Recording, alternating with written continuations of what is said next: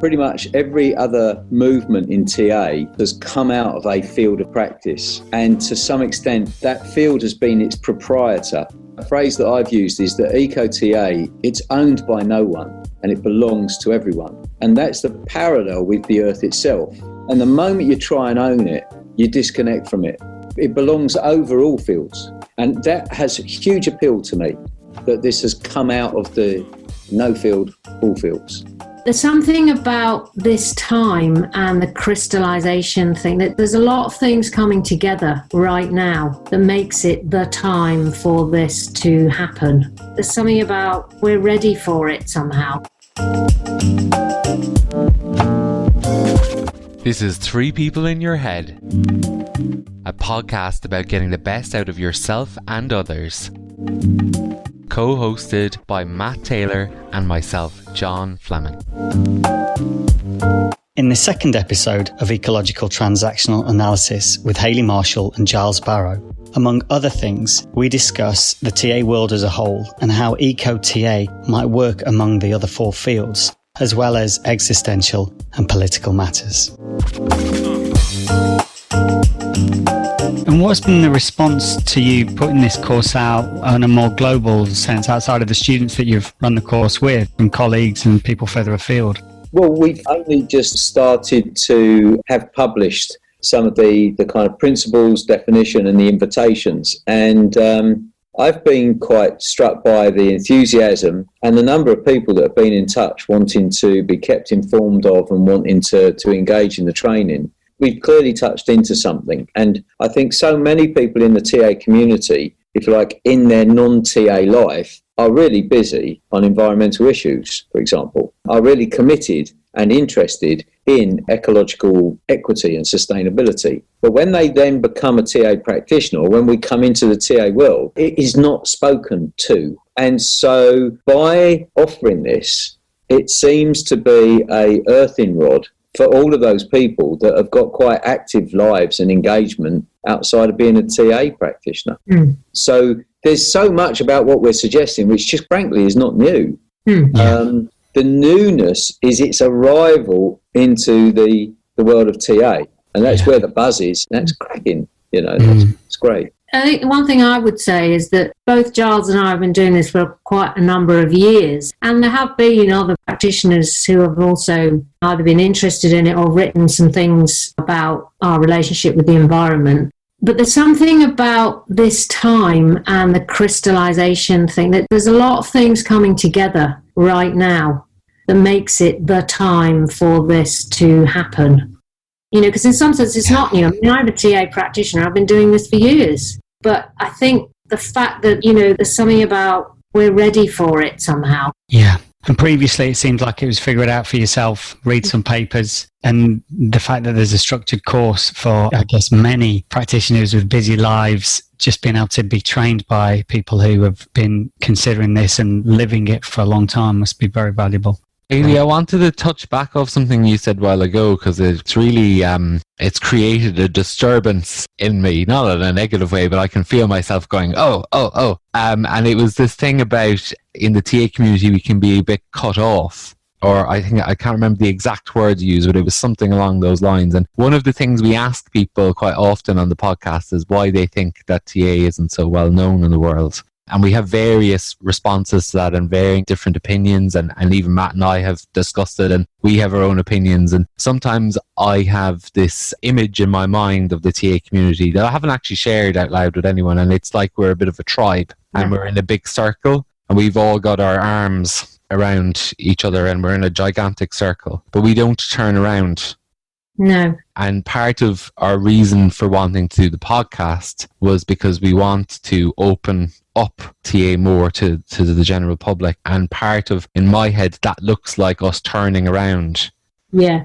So I was really connecting to what you were saying, but also thinking about how eco-TA maybe represents something that we've been waiting around the fire for.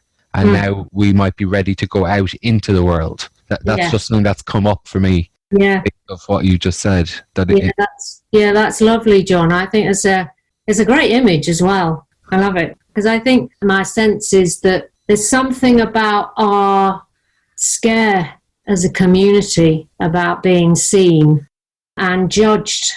And I think that if I was going to hazard a guess, I think it runs right back, to the early days of Byrne, not getting endorsed by the psychoanalytic world. And so it goes back to it being lodged in him, in a sense. And I think organisationally, we've taken on a scripting around that where I think we're quite hidden in some sense. There's a slight superiority sometimes I catch around our theory, because we've got theories for just about everything. But I think there's a fear, that's my sense. And I think it comes out in our examination system, people go into hyperdrive around getting qualified and have countless markings of their case studies. And, it's like, will I be good enough? How is TA good enough? Is kind of what I think is running around in our organisational scripting. And I would be delighted if what we're doing is helpful to that, bring something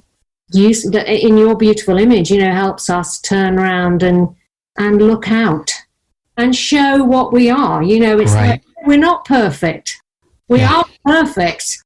But the fear of being discovered not to be perfect, I think, is partly what's holding us back. And I don't know, I could just be talking completely about myself. I'm aware of that. I don't think so. We had one guest say that he thought there's a big don't belong, that, TA generally has this thing that it doesn't belong in the wider world, which one of the reasons why we started the podcast. Within a year of training in psychotherapy, I just was feeling like, oh my God, this is amazing stuff. And yet you share things about a be perfect. Another guest was talking about how maybe our TAJ could have maybe all of the academic articles that it has, and it is important that it has that, but maybe something more approachable in there as well to mix it up and make that more accessible. But yeah, there are a lot of thoughts like that, I think, around. But I do think there is something going on in the TA world that is possibly shifting. Yes, I agree with you. And I think it's not just to do with what we're doing. I notice with trainees that I train, there's more people going, well, I'm going to write an article. I'm going to do this. Whereas before, a few years ago, I think there was a lot of stopping of that kind of, not in a very overt way, but it's like you had to get permission somehow from someone further up the chain to be allowed to speak. Right.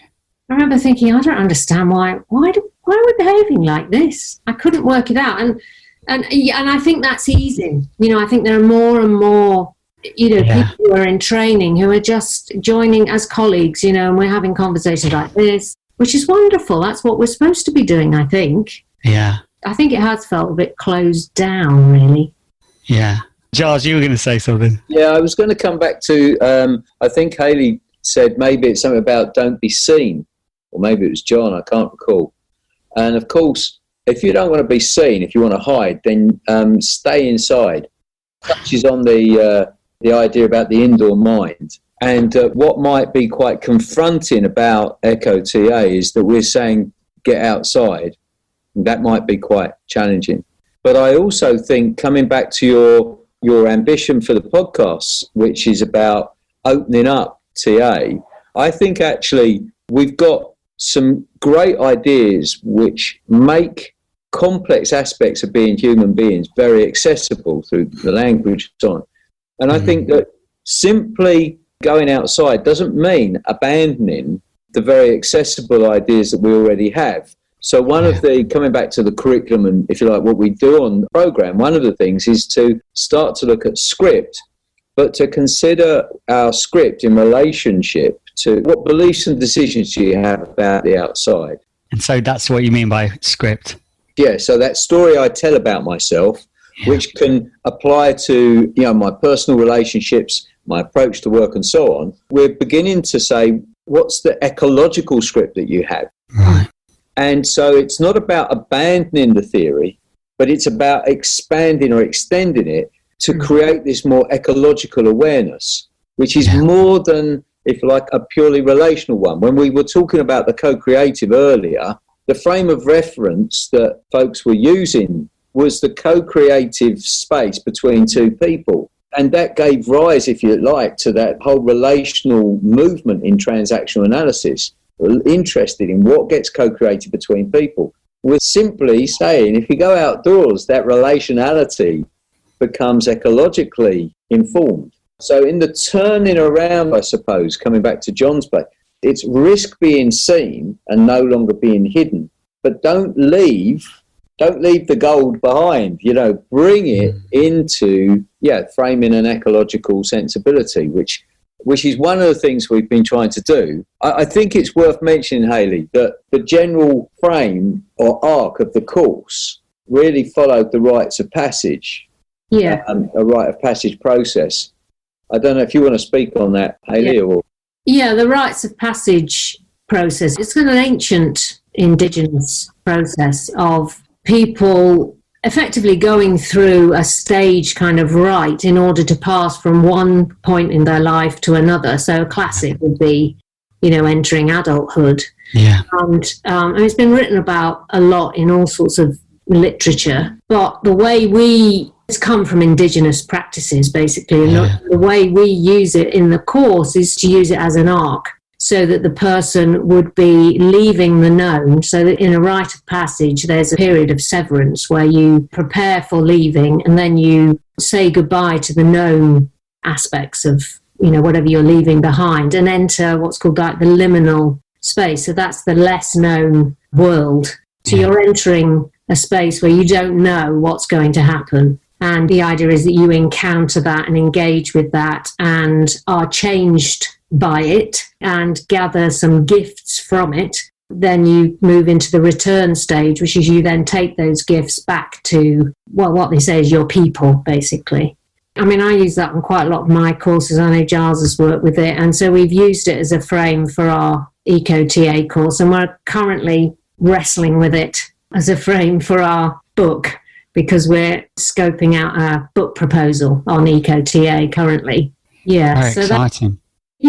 It's an interesting way of structuring a course, but it is a structure, and we are effectively the guides in it. The idea is that you're not just thrown out there and left to it. There's a person to receive you when you come back and to prepare you before you go out. And, in many ways, I suppose that happens on lots of trainings, actually. It's just not spoken about in those kinds of ways. Yeah.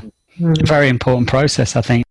Well, I think this is another sort of political angle of wanting to introduce this, is that into the TA community, is that it is, I was going to say a subtle, but I don't think it's a particularly subtle way of also creating a bit more diversity in the language and the literature and the conceptualizing of a psychological model.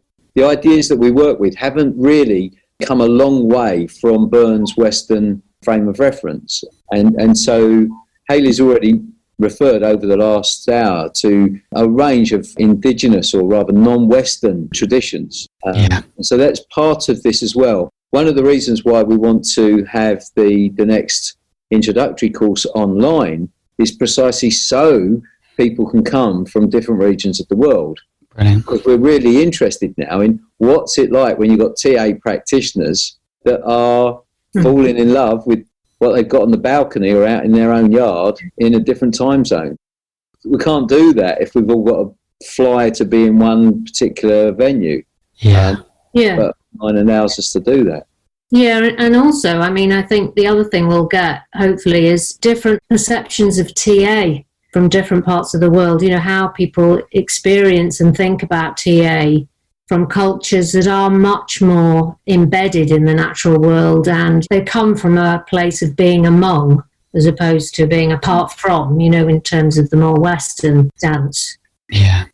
Certainly it's influencing me quite a lot, because I do quite a lot of movement practice that's come from Java, and that's influenced a lot of the way I think about the way I work with people outdoors. And that's a culture that very much lives and breathes being part of nature and other people being very conscious of where they are in relation to each other physically. And fascinating.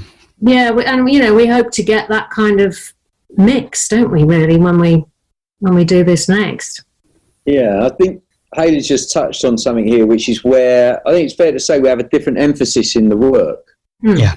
So, I need to say we're not clones of one another here. So I think that, So I know one of the things over the course that emerged for me was that I noticed that a lot of the practices and the emphasis in Hayley's work seemed to very much be on what is being experienced in the body as we lean into this ecological abundance resource. I've been quite interested in what is it that's coming from the outside in. So my interest has been around story, for example, and the power of myth in carrying the connection and the relationship between human beings and the natural world. And that, I want to say, there's something about indigenous which I don't think always has to mean in a faraway place that isn't where I am. I think, what I notice when Hayley's talking there about, for example, the experience over in Java, is that there are people who might more typically experience them as being a part of nature. Yeah. But just because I'm not born in East Anglia doesn't mean to say that I can choose to discover what it is to come from this place.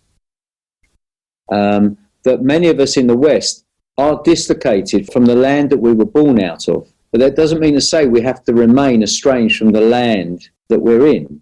Mm. I think speaking to the land and listening to the land is a little bit like learning Mandarin. It's something I need to practice at. There's also something about nature appreciates someone who's trying to flatter her or flatter it. So, it's a bit like going over to France and when they notice someone's trying to speak the language, it's like there's a bit of respect and a bit of fondness, even though you may be no good at speaking French. I see that similar here, It's being cognizant that there's a relationship there to be had, even if that's very unusual for someone that looks like me. Yeah, it's great, isn't it, that? Because it's like, that really fits with one of the things we emphasised on the course, which is about, helping people develop an ecological practice, a way of being, which is around cultivating things like receiving, how you actually receive. And we talk about that to some extent in therapy in terms of receiving the client. How do you actually do that? And what's it like if you sit in a place and come from a place of receiving? That shifts the emphasis. That starts to build a different kind of relationship with a place as opposed to going out and, using it. So it's about really meeting. It's fascinating. So what I'm getting is it's like you are honouring the importance, the significance of what the place brings to us rather than, like you say, just being these automatons that use the resources of the place. Yeah. Fascinating. Offering's a nice word, I think, in this. It's interesting, the shifts in language, because that's what starts to happen, actually. I think, I find myself using different, like honouring and sacred and even, things like blessing, being blessed and saying thanks, giving thanks to a place. And, and I've got a deeply sceptical part of me. It's like, if someone had pitched up with that language to me like 12 years ago, I think I'd have run away. But it's organic, there's something about that deeply organic process. I need to come back into this because, Hayley, when you said, you'd been very sceptical of this if someone had used that language. Mm. But you see, in India, Pearl Drago writes about how in the West we have a strong injunction about don't be sacred. Mm.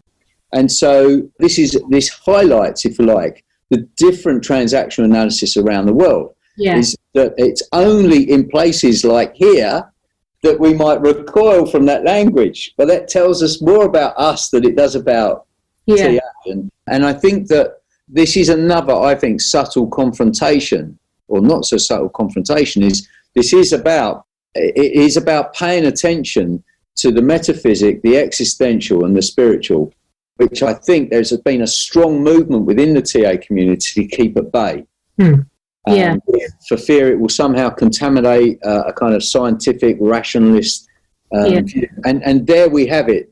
There we have the kind of the political tension of what an ecological movement can mean for a community that has been dislocated, has been severed from it. Yeah, and there's something for me, as you saying that, reminds me of, the sense for me that it's really important how you bring it to people. Yes. Because otherwise there's something about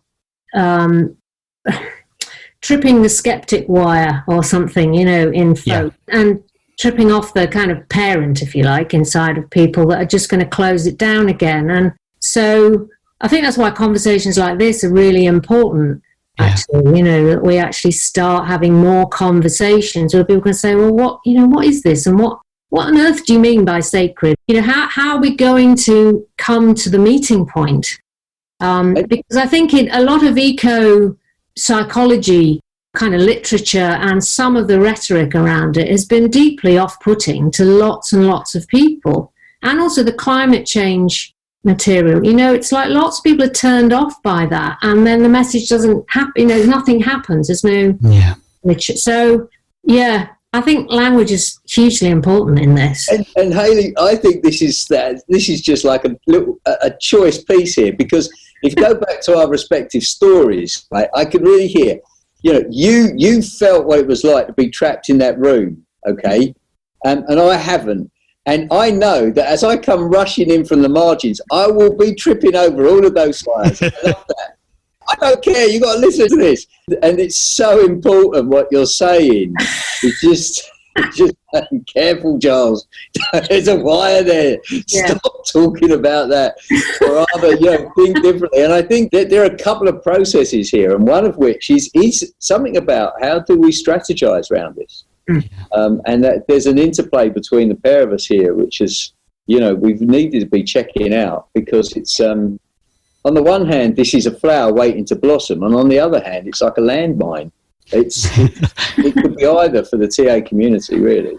I wanted to touch off something you said there, Giles. I think you said it was spirituality, metaphysical, and what was the third? Existential. I was trying to cluster everything up there, Yeah. I was wondering, is there an element of this, though, as well, that's political? I know you said something about political tension, but I mean political in a wider sense, because something that has cropped up a few times in our podcast with different people is that Eric Byrne commented way back around the McCarthy trials, and when he got hauled in, that transactional analysis should never be political. It cannot be political. Now, that may have very much come from his own personal experience and wanting to avoid anything like that, but I find that a really interesting occurrence, because given what's going on at the world in the moment with the Black Lives Matter movement and with the climate change and the need to examine how we're living in the world, there seems to be a calling, at least for me personally anyway, that TA very much needs to be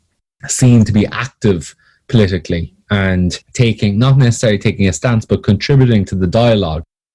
I'm wondering if Eco-TA, as much as you don't want it to be identified as a eco movement, maybe there is a political element to Eco-TA as well, about helping people see that we need to form a better relationship with how we live here and how we use the resources of the natural world. While it might not be a primary drive, it may be a secondary, do you think? Do you want to pick that up, Hayley? Well, I'm sure you've got plenty you could say as well. I think it is a political. I think we're always in the political myself, but I think with this we are making a political statement. It's a form of activism, and it's very considered. I think there's a lot of passion in it, as you've probably gathered in terms of the way we're talking about it, but I'm also quite keen on how you bring, how we bring this to the TA world, but also beyond that, I think is really important to me. It's very, very important that this happens and that people are encouraged to pay attention. The time, as Charles said earlier, the time is now. We were waiting to kind of launch this until the World Conference, and then things kind of went off kilter there because of COVID. But actually, this was the right time to be bringing it to people's attention. And yes, there is an agenda. But I think I'm glad you've brought that up, because it feels important to be clear about that. I think in parallel, I'm aware that the social action group within the TA community has found its voice in Raleigh, the last international conference. That was the key theme. It was around a resurgence of the kind of social justice that had been in the early days of TA. I've noticed, that the ITAA is looking at re-establishing a social justice agenda. There's a number of actions around that. And I see this as running, in parallel with that. I want to step back from getting into any hierarchy as to what comes first or what have you. I think also, though, John, I think there's a smaller political piece of work we're doing here, which is the politics within the TA community. So I would like to see us think about introducing ecological awareness within our exam system. I don't like the idea that practitioners are currently having their work vetoed because their supervisor doesn't understand outdoor work. But that's not on. I don't like the idea that we could be having a large tranche of young trainees who are very mindful about the environment and very mindful about its impact on mental health, working with trainers that don't get it.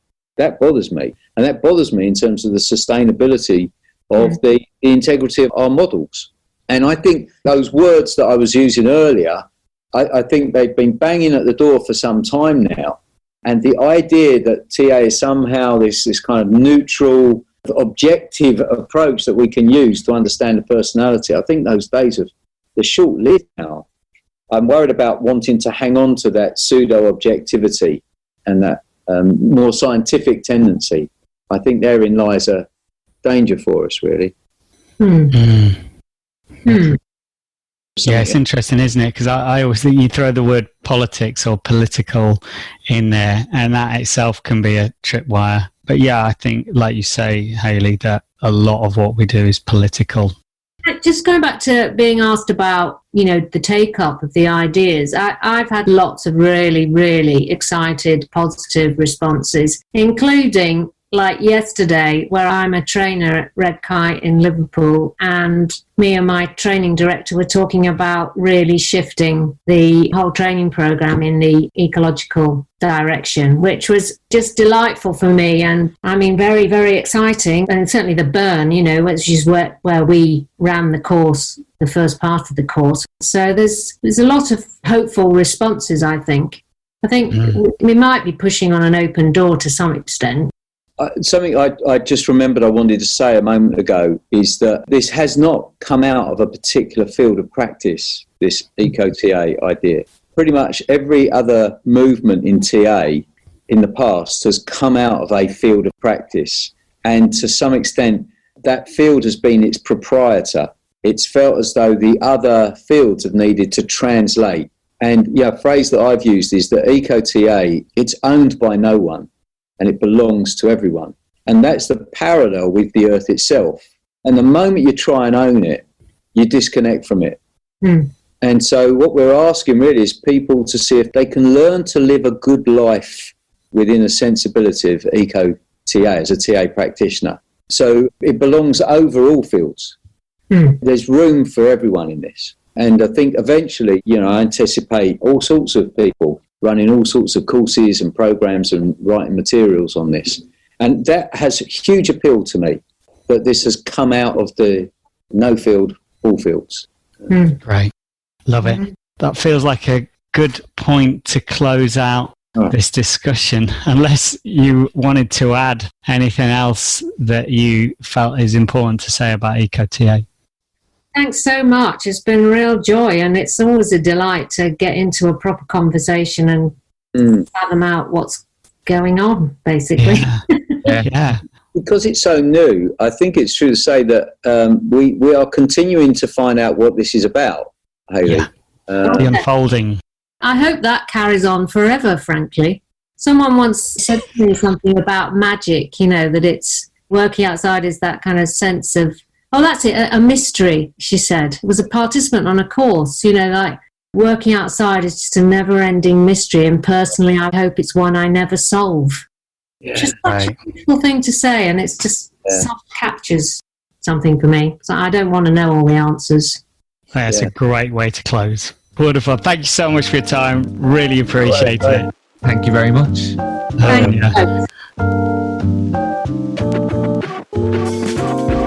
As always, if you found anything in today's episode interesting, please feel free to reach out.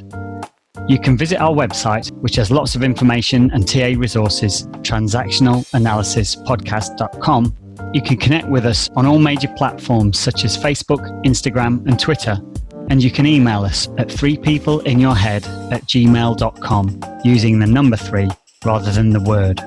If you haven't already, please follow us on Apple Podcast and Spotify, and we'd be really grateful if you could leave us a review. Thanks for listening.